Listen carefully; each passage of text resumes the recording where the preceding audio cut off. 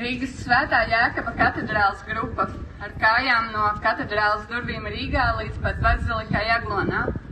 Kādi gāja 13 dienas, kādi pāris stundas, bet pilnīgi visi mēs šajā ceļā piedzīvojam tādu prātam neaptveramu vienotību. Gan dažādos vecumos, gan dažādās konfesijās, kalpojot cits citam mīlestībā un aizlūdzot viens par otru, lai klausītos, ko Dievs mums katram saka, un mēs pietuvotos dzīvā ūdens strautam.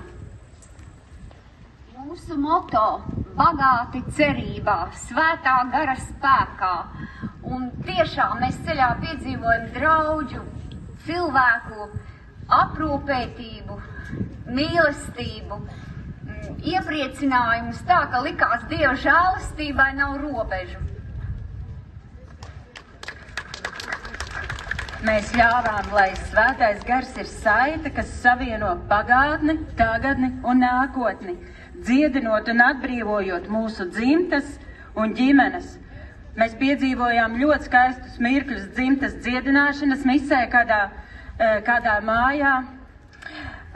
Mums bija piedošanas vakars, un mēs ļāvāmies svētā gara kristībai un piedzīvojām ļoti spēcīgu Dieva klātbūtnes vadību.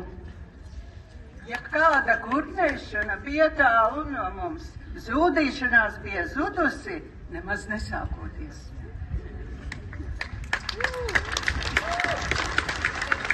Palūtām Dieva klātbūtnē, lai atdotu salīdzināšanas, vainas sajūtu, saņemtu piedošanu un savienotos ar Kristu.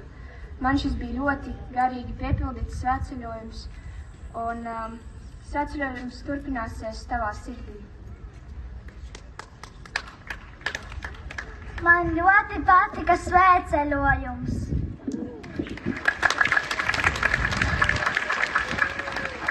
Mēs Tev lūdzam, Dievs.